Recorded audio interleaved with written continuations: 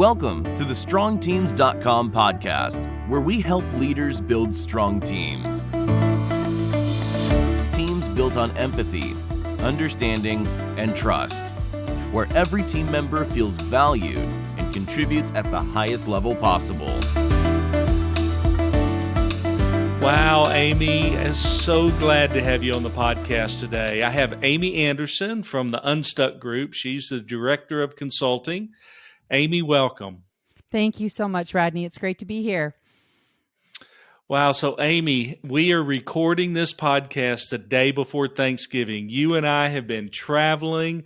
We've not been able to get a date on the calendar. It was the only date that Steve said that we both had available. He's traveling today. He won't be joining us on the podcast for the first time. And but I'm grateful to have you on the podcast and can't wait to introduce the Unstuck Group to our audience.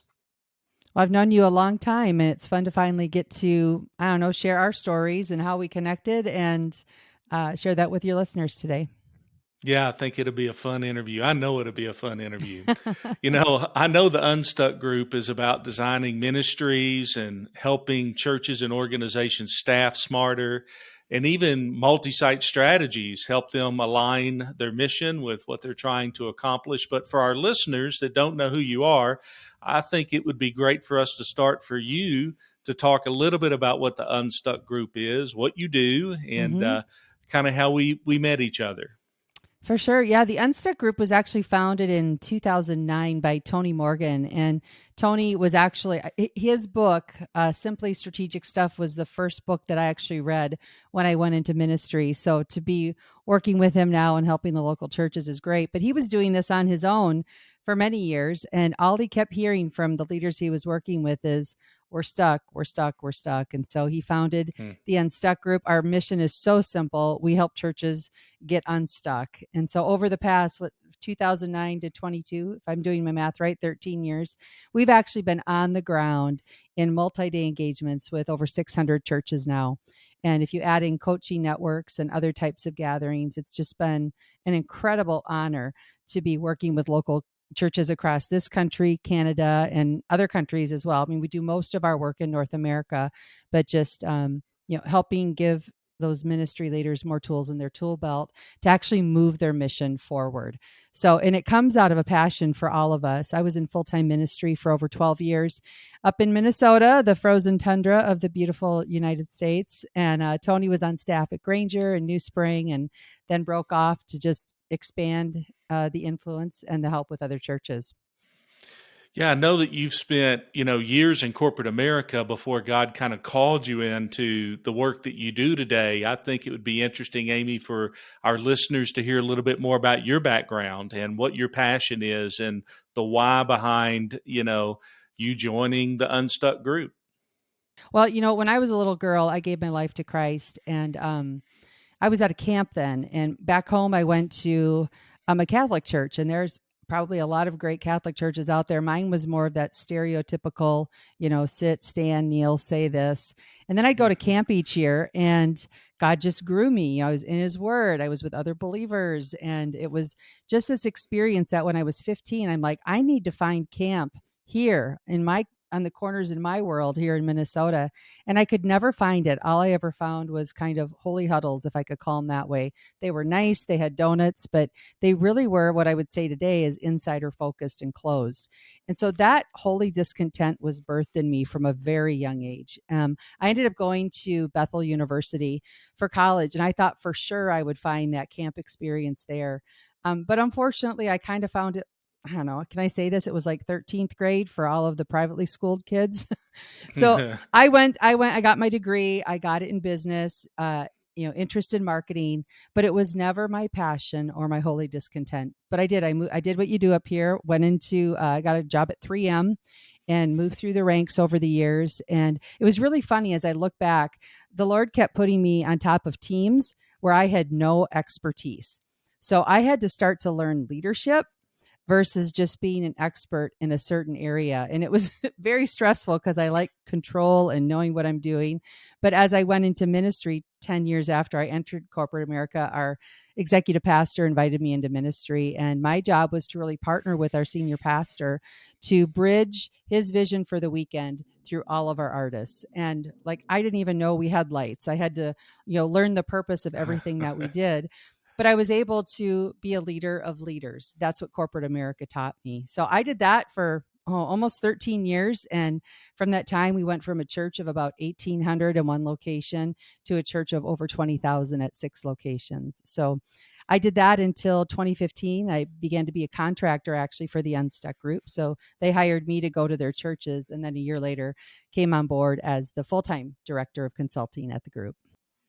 Yeah, so as director of consulting for the Unstuck Group, what does that actually look like? I mean, are you hands-on? Are you managing folks? Kind of what does that look like? It's a great question. I often tell people the director part of my title is like my side hustle because almost every week I'm on the ground at a church around the country. I'm serving them through our Unstuck process. But the part of it that's the director part is we just want to ensure that no matter what consultant you get from our team, that you have an amazing, consistent experience. And so my job is a lot of our processes and our systems and our onboarding and our training and our inspection and all of that to make sure that all of our contractors, who, by the way, are primarily full-time executive pastors or full-time lead pastors, they have a job. So my job is to make it easy for them to step into our process, really understand it, and serve the churches that they're serving.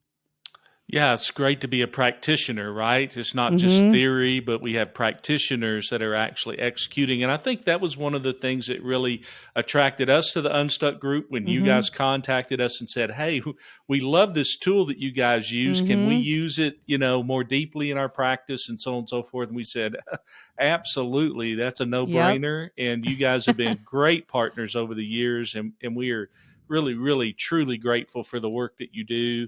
You not only extend our mission, but you truly do help churches get unstuck. And we hear testimony after testimony from the individuals. You'll go out and work with a staff, and then they'll come and take the rest of their staff through through the Leading from Your Strengths process, directly from our website a lot of times. And we get testimonials from you guys all the time. And we're, once again, really, really grateful for you guys. So yeah, I love Seth Godin. I don't know if you read much of his stuff or if I'm saying his name right, but I love his podcast, and he often calls people who share the things they love. He calls them sneezers, like you just sneeze it all over the place. I do that with every church I'm at with Leading from Your Strengths because it's such a remarkable tool to bring insights to their team. Yeah, that's great.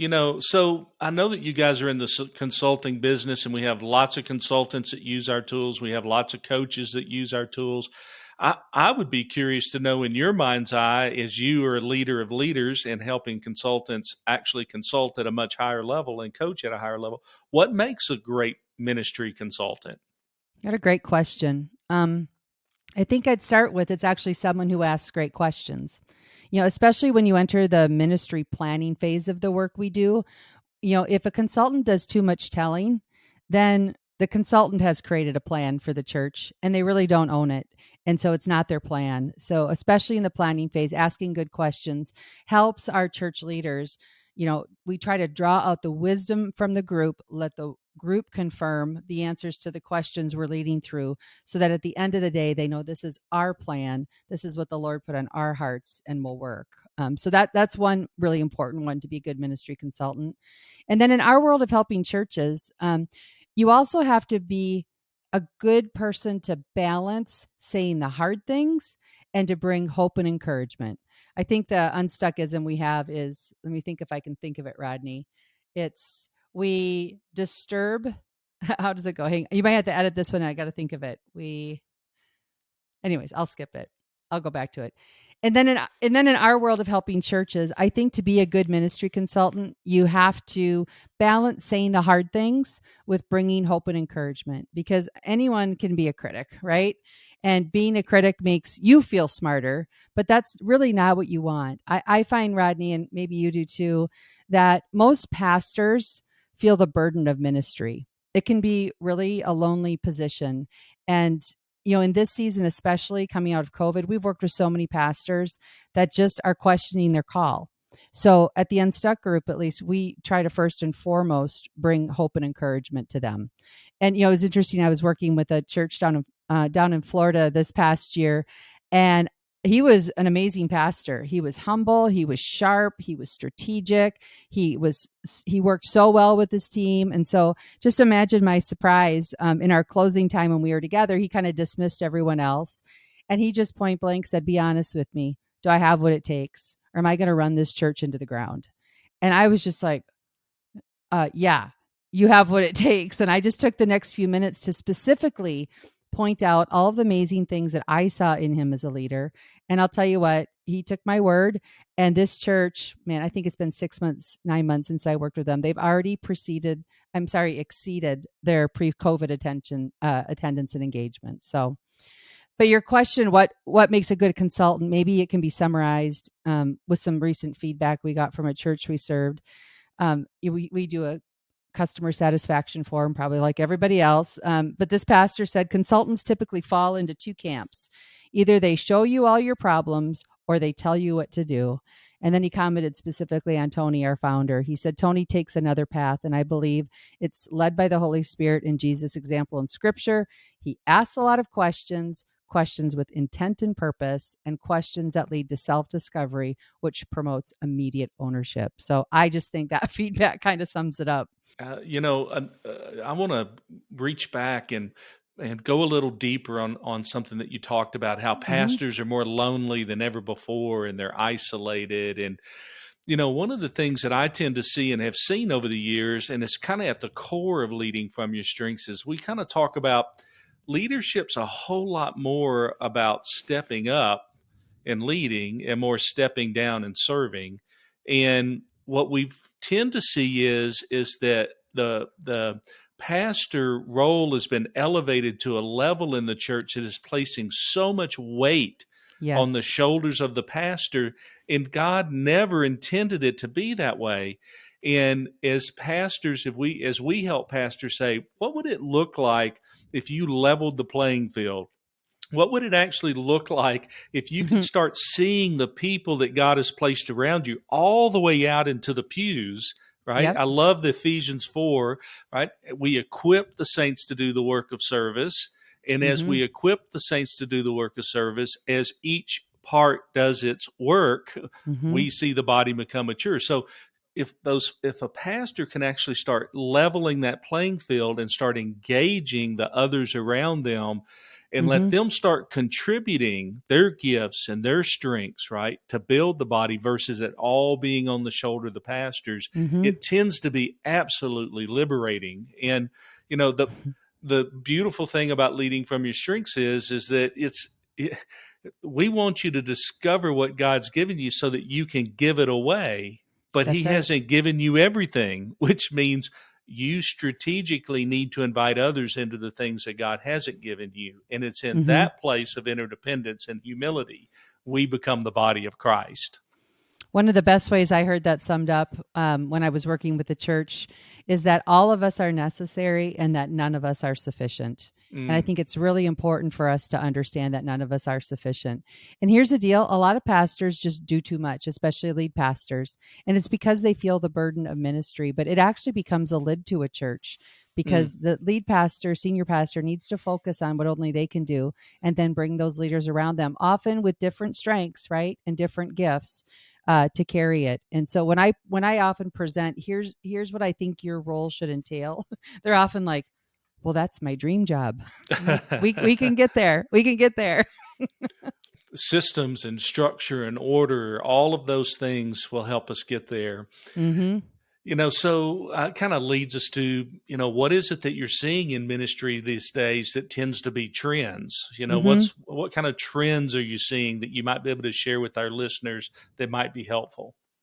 Yeah, I have both like data on this through our Unstuck Church report, as well as just my practicum working with churches. I'd say a big trend in churches right now is that most of them are overstaffed. They've remained at that same staffing level they had pre-COVID, but obviously how people have engaged with church has shifted. And So that bloating creates a problem. Like you just said, Ephesians 4, we want to give ministry away. We end up having a lot of people on staff teams right now at churches that are actually doing ministry instead of leading and giving away that Ephesians 4 thing. And the problem with that is the longer you behave like that, you create a culture at your church where it's like, all right, you people give money and then we'll hire the people to do the ministry that you want, which is completely stuck church mindset type of thing. So that's a big one that's on our radar. Second one is many times just right now, churches are not structured correctly. They're either living like in a legacy structure that was designed 2-3 decades ago, or their structures built around who they have on the team rather than what they're trying to accomplish. Does that make sense? Absolutely. Yeah, very like, interesting. we always preach we want to do strategy first, then structure and people. The opposite way can be a challenge when you go, who do we have? What can we do? What can they do? Now what can we do? We want to go, what's God calling us to? What structure will serve that? Who fits in those roles? So, what's the end in mind and how that's do we right. Yeah. Another trend is really the decrease in volunteer engagement, which we've actually kind of been talking about the last few minutes. I think engaging people in the body, in the ministry has always been a challenge, but the impact of the pandemic really accelerated that trend. So I find a lot of church teams right now have many staff doing the ministry instead of equipping the body. And, but it just reminds me, Tony said this, we did a podcast series a few months ago, and he said, you can no more outsource people's prayer than you can outsource to staff their serving and their gifts. So it's really a spiritual thing that lead pastors have to take ownership for, to cast vision around and to help people see, man, if our staff are doing ministry, they're not doing their job. Because for most leaders in ministry, their job is to equip the body. Yeah, this is a perfect place. I'll always hate during these podcasts to mention product, because it's not about product, right? It's about empowering people to give themselves away and building the body of Christ. But this is exactly why we created the 210 Project, right? It's about discovering your place in God's story. And what we've discovered is that it's not that the people don't want to serve, but they have this incredible crisis of confidence. They don't know what they have to give away. And we don't have a good process inside the church to help them discover that, so that they can gain the confidence that they need, that God has truly given them something. He truly has created and crafted them to do good work.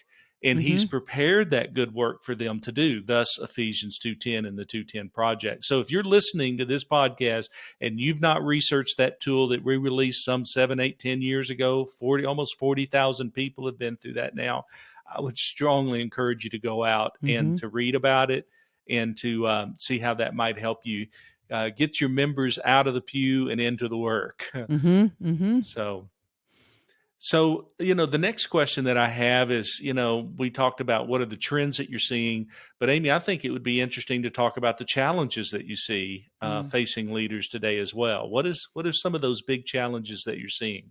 Well, I'm going to narrow the question, if that's all right, because I'd like to speak from the perspective of the churches I'm actually working with. If we step out of that, I mean, there's a lot of challenges the church is facing. A lot of churches don't have reach strategies, ways to intentionally reach people who are outside the church and the faith, right?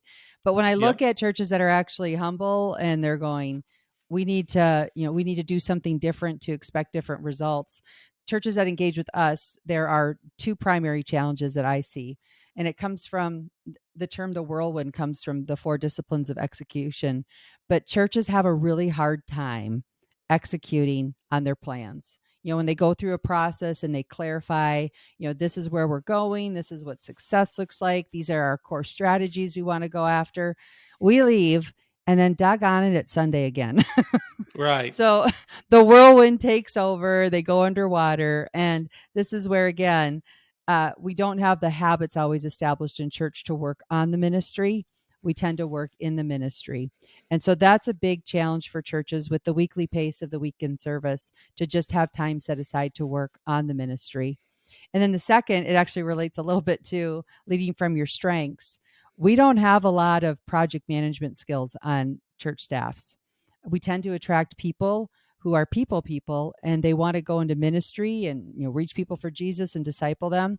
But when you're talking about executing on your plans, one of the biggest gaps we often find in our churches is just a lack of project management skills on their team. So there's a lot of good intent, but they really struggle sometimes to move their plans forward. So, Amy, are you saying that those people that find themselves more task-oriented and administratively minded, not necessarily a vision caster or what the church would consider to be a leader, right? Are you saying that those people are just as important, and when they ask the tough questions and keep us accountable to the processes and things of that nature, that's a good thing? I'll tell you what, it's a great thing. And what I tell my churches often, now I don't know in North Carolina, Rodney, what you call this. In Minnesota, we call it a sliver. I'm finding throughout the rest of the country, they call it a splinter. But when you get like a piece of wood stuck in your finger, it doesn't belong there, right? And so like any other organism, when something foreign enters it, you have to get it out of the system. A lot of churches are made up of people. So those task or mission oriented people, they tend to get worked out of the system if we aren't aware of the strengths that they bring to the system, especially in that upper right quadrant when they're fast paced and they want to get things done. If we're heavy into a people culture, that could be working against the current, and they could see that as a threat instead of a benefit. Absolutely. Wow. If we were all ears, we're the sense of smell, right? And so, That's right. so 1 Corinthians chapter 12, 17 clearly tells us that there's great value in our differences. The key is that as leaders, we have to see that value when somebody approaches something different from us, when somebody asks us a question that we might not have an answer for, instead of becoming defensive or, whatever that emotion is that rises up that, basically shuts them out or shuts them down, or maybe even the thought comes to our mind that they're not on our team. Right. Right? All of those thoughts we have to take captive unto the obedience of Jesus Christ, and we have to lean in and we have to ask deeper questions. So what is it that you're really trying to say? Help me see what you can see. And when we do that in a spirit of humility, we actually have the capacity to see things, to hear things, and to accomplish things that neither person can do individually on their own. That's right. That's right. And it's like you hear that and you go, of course we need to do that. But when you actually get to the practicum, sometimes we don't fall back on that discipline of doing it. That's why I think when people take the leading from your strengths assessment, especially as a team, when I facilitated, I really try to give a lot of examples. For example, on my team, there was team of 5 of us, and I had 3 of them were drivers in that upper right quadrant of the wheel, like, let's get some results. What do you need? Just do it kind of stuff. I was in the lower right, so I was people, but I was still pretty fast paced. And then poor Jerry was in the upper left quadrant, which is the analytic, right? He wants to do things right the first time. Facts and data are his friends. He wants to take a few steps back before he makes a decision. So in our room, when we would be making decisions, he was in a tough position, because here we're like the Mustangs. We're like, fire, fire, aim, fire, ready, aim, fire, fire, fire. And he's like, ready, ready, ready. And it created a lot of conflict on our team until we kind of, and I don't remember when we learned this or how well we adapted it, but understanding it now, I recognize, man, we needed Jerry in the room. We needed his questions. We needed to think through things a little bit more than we did at times. And that recognition of that strength, if we would have realized it earlier, I'm just saying we would have made better decisions and been a better team. But instead, we filled that gap with like annoyance or, I don't know, suspicion, instead of just really embracing his strengths. We have to invite those people in to that conversation. They're not going to push their way into the conversation. And so once you understand as a leader and can start valuing that difference, then you start purposefully taking pauses in those meetings and inviting that voice in and inviting those insights in, knowing that there's gold in those nuggets, knowing that there's strength in those nuggets instead of a lot of judgment and a lot of apprehension or fear. Yes. And so, it's a beautiful thing when you're in a team and you start seeing those light bulbs go off, and not only go off. I love, Paul, when he writes to the Corinthians in that 1 Corinthians chapter 12 passage that we use kind of at the core of the Leading from Your Strengths message. In verse 1, he says, I write these things to you that you may no longer be uninformed. Some translations say ignorant. And what we tend to see is that we're just uninformed. Right. And if we can humble ourselves enough to say, I'm informed now, I'm not doing this intentionally, I'm not edging you out, shutting you out intentionally, I'm doing it because I'm uninformed. And now that I'm informed, now that I'm no longer ignorant, I will choose to live tomorrow different with you than I lived today and yesterday. And that, my friend, is transformation, the transformation that Romans 12 talks about, to where we might test the good and perfect will of God. Well said. Well said. So, Amy, I know that everything starts with a great plan. And I know that the Unstuck Group really helps organizations focus on a good strategic plan. So I would like to talk a little bit about what you think is kind of the keys to helping churches or organizations become more successful at what they feel called to do in this thing called ministry. Yeah. Well, first I would just say, actually have a plan. You just hit it with hammer on the head, the nose the on nail the nail, on the head. Yeah, something there you like go. that. Again, going back to where I started, I think too many churches just take each week as it comes. And so, man, just a first step for any of our pastors listening out there, dedicate time once a year to do some ministry strategic planning. Like pause, evaluate, where are we today? Where are we healthy? Where are we stuck? What are the most important things that we need to be doing, this next year? I think most churches, Rodney, they're really clear on what they believe, like their theology is set. They know what their mission is, why they exist, and they all pretty much know like how they want people, who they want people to be becoming, right? To become a disciple. But most churches are not clear on the next questions, like where's God leading our church the next 2 to 4 or 5 years, right? What does success look like this next year? And what are the key strategies or methods we should impart to actually achieve those things we just said we wanted to achieve? We often make sure we clarify the how should come after what does success look like. In other words, the methods should be flexible. But what we find is so many churches often value their methods more than their mission, meaning you can't change this, you can't prune that. So that's what a lot of churches are missing. And once you get that clarity, when you have that plan, then you actually can evaluate your methods, right? Is it working? If we wanted to reach 100 people this year, did we do that? If not, what do we need to change? What do we need to prune? What new things should we try? We can fail forward as we try these things. So that's the first one, have a plan. The second thing that I think increases their potential to be successful relates to what I just said. Value your mission over your methods. Far too many churches hold more tightly to the methods than their mission. I think the cliche way to say that is date your methods, marry your mission. But when methods become like, this is how we do music, this is how we reach people, this is how we disciple them, this is the class they have to go to, and you do that for a long time without evaluating them, as Tony would say, those churches may be doing the work of God, but they might not be doing the work that God's called them to. So we have to create an end line. Church, it never ends. We have to create our finish line for our run, and then we need to prepare for the next one. And if we don't create those finish lines and new starting lines, then we're just in that whirlwind that I mentioned earlier. We're just living Sunday to Sunday. Right. So, it sounds like to me that, when a leader finds themselves in that position to where they truly are stuck, right? They don't know what that mission is. They don't have a good plan. Everything they execute tends to lead them to a box canyon. They can't get people, involved in really what they're, really what they feel called to do. The most successful leaders that you guys work with, when they reach out to the Unstuck Group, what tends to be the habits or behaviors or the traits of those leaders that you see that really creates the most movement when they engage the Unstuck Group? Yeah, the leaders that I see make the most impact moving plans forward. Number one, they're humble.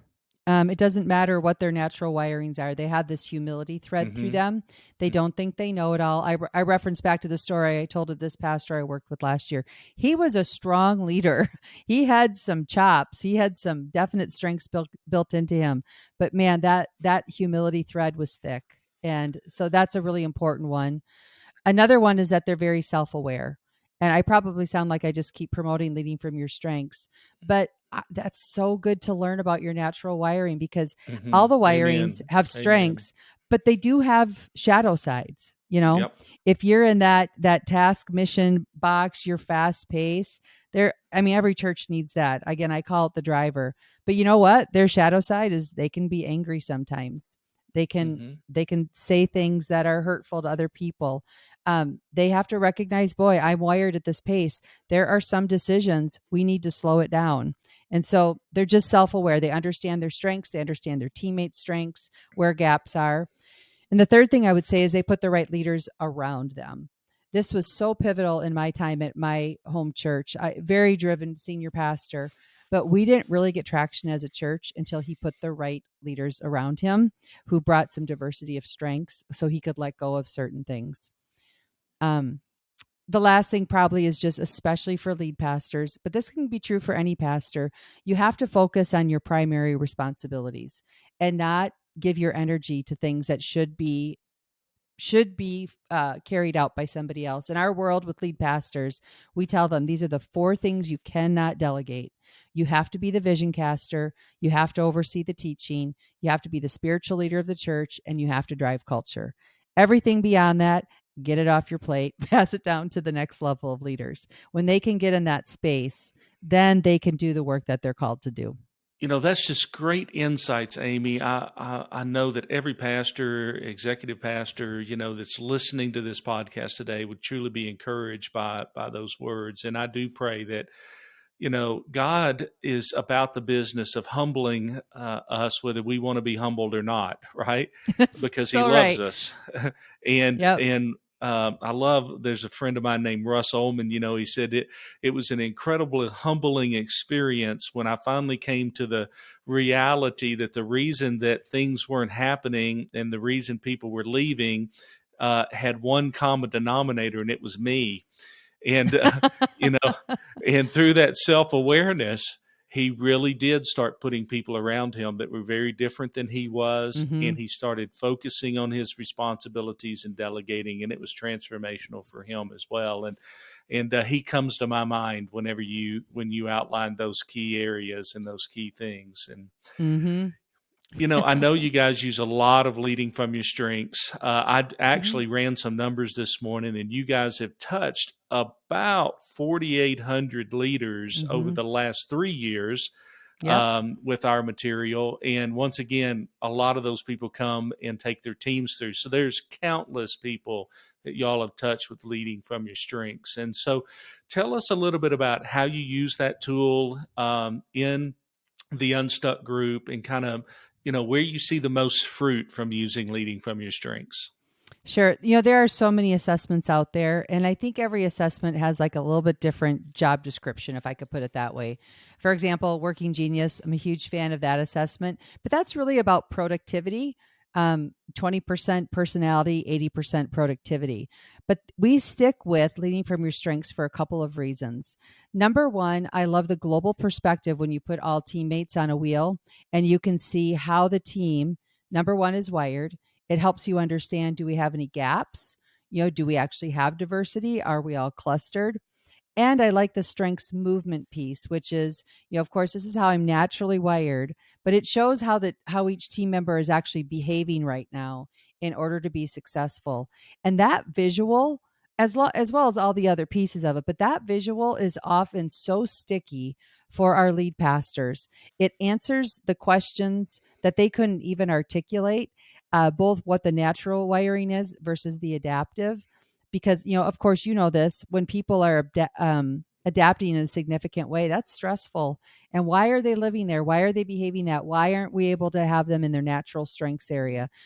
So being able to see how the team is wired and how they're adapting, it's often I do a lot of work in 2 days for staffing and structure review. I mean, the big thing they need delivered is, what should our next structure be? But one of the biggest takeaways, and where pastors really linger, is on the results from the leading from your assessment. Because you know what? Pastors weren't trained in organizational leadership. They weren't trained in these things that we get at in the staffing and structure review.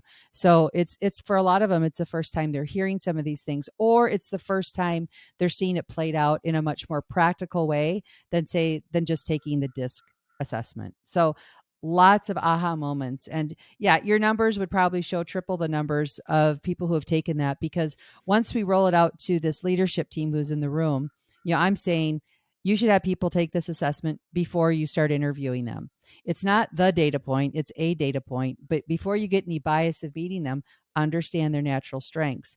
And then I say, have your whole team take this, break out into teams, facilitate, the talk, and see where not just 12 people from your team who might not even be a working team, get it into the working teams and understand where the diversity is. I had one church, for example, Rodney, great church in Indiana. They were the nicest people in the world. And all 8 of the people who took the assessment were in the lower left quadrant. And I'm like, I have some indication of why I might be stuck. They loved each Right, other. maybe. The health on the team was great, but the performance side and actually moving ministry forward was a huge gap, which I love that they didn't like that was a huge gap. But that was an aha moment. Like, we have hired people who are exactly like us, and that has been to our detriment. So those are just a couple things that come to mind as you ask that. Yeah, I mean, it's like Paul writes, that you may no longer be unaware. And when you can make things tangible like that, and when you can find yourself not only, being able to make it tangible, but then being able to say, and I can see a way out. I see the reason why. I see the benefit of X or Y, and why I need people that are different than me, and then start charting a strategy to invite those people into the team. And then don't try and make them who you are, right? Don't try and conform don't them work to them your out. leadership, right? To your release them to flourish. And as each one of us, do that, I think that we see the body of Christ once again become mature. We see growth, and we see, the execution of mission maybe like we've never seen it before. That's right. I always like to kind of end with 2 questions. And so the first question I'll ask you is, what are any books out there that when you're working with an organization that you really want leaders to read? Like, if you don't read any other books, read these 2 or 3. Any of those recommendations you might bring forward for us, Amy? Yeah, there are 2 in kind of the yard that we're talking about on staffing and structure. One book is called High Impact Teams, and it's by my friend Lance Witt. And a lot of our staffing and structure concepts, when it gets to the health of a team, was based out of this book. And the premise is basically, when you are leading a team, you want to have a high impact team. To be high impact, you actually have to be healthy and high performing.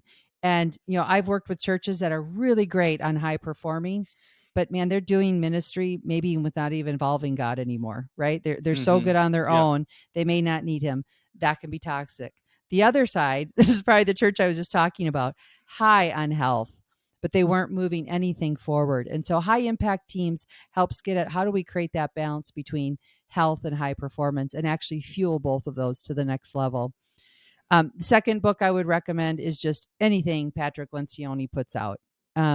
I think he is so good at helping pastors understand how to lead organizations. Specifically, the top 2 I maybe would call out would be Ideal Team Player and The 5 Dysfunctions of a Team. Those are both great.